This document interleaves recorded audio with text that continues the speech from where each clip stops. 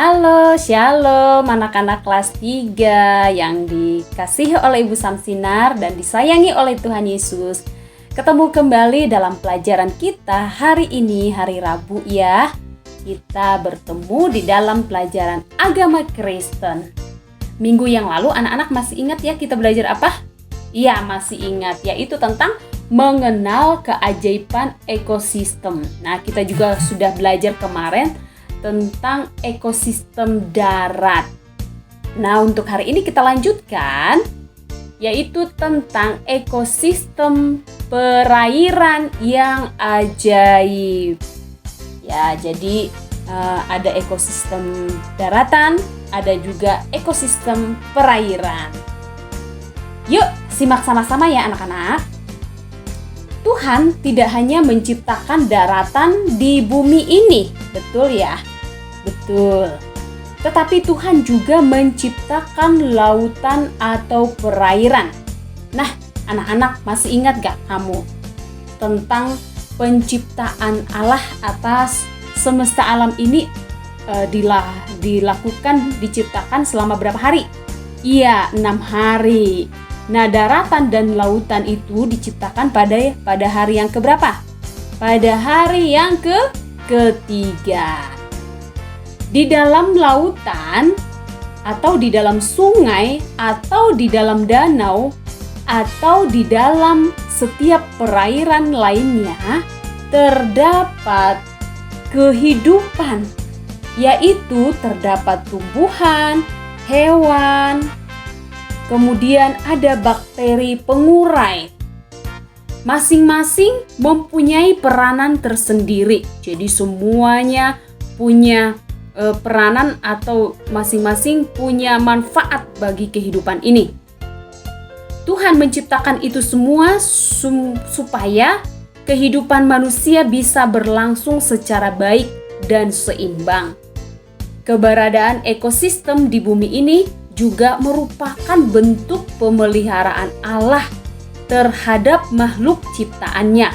Di dalam Mazmur 104 ayat yang ke-14 firman Tuhan berkata, "Engkau yang menumbuhkan rumput bagi hewan dan tumbuh-tumbuhan untuk diusahakan manusia, yang mengeluarkan makanan dari dalam tanah."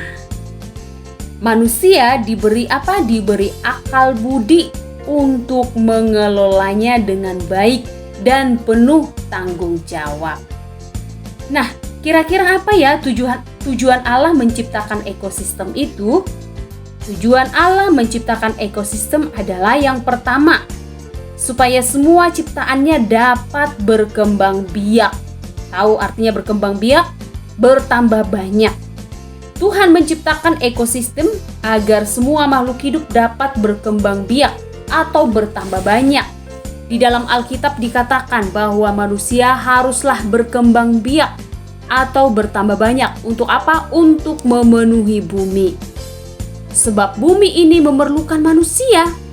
Untuk apa? Untuk mengelola sumber daya alam dan menjadi mitra atau rekan sekerja Allah di dunia ini.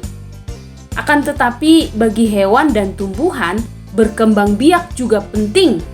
Hewan dan tumbuhan juga memenuhi bumi seperti yang telah Tuhan firmankan dalam kitab Kejadian pasal yang pertama. Nah, tujuan yang kedua adalah supaya semua ciptaan Allah saling menjaga dan saling memelihara. Masing-masing makhluk hidup dan seluruh ciptaan Tuhan mempunyai tugas dan peran. Hewan dan tumbuhan mempunyai peran sebagai penyedia makanan.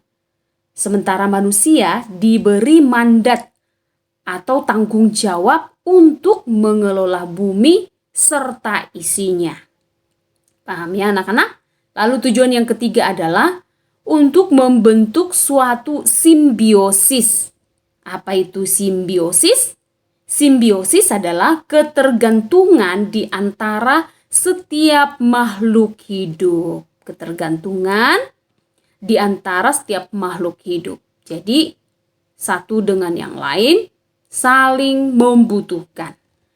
Allah menciptakan ekosistem agar kehidupan tetap berjalan, persediaan makanan supaya terus ada, sehingga terjadi keseimbangan di alam semesta ini. Tidak ada satupun makhluk hidup yang bisa menghidupi dirinya sendiri.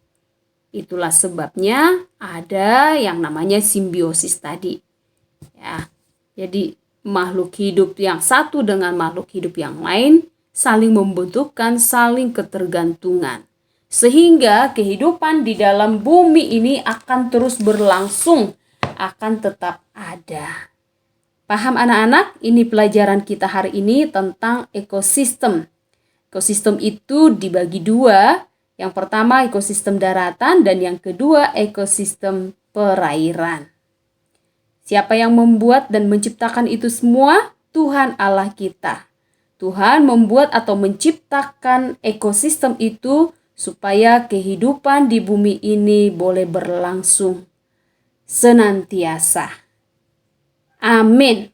Kita bersyukur ya kepada Tuhan ya. Nah, untuk tugas anak-anakku yang ganteng, yang cantik hari ini, menggambar satu contoh ekosistem di darat atau di perairan.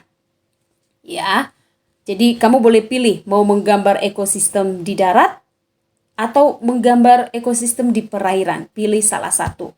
Gambar, kemudian diwarnai di sebuah kertas kuarto ya, kertas kuarto atau kertas HVS.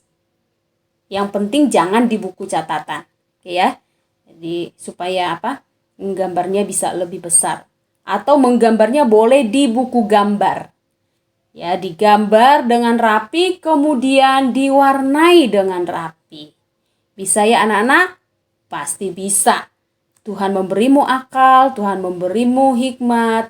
Gunakan itu untuk kamu menjadi anak-anak yang pintar dan diberkati oleh Tuhan.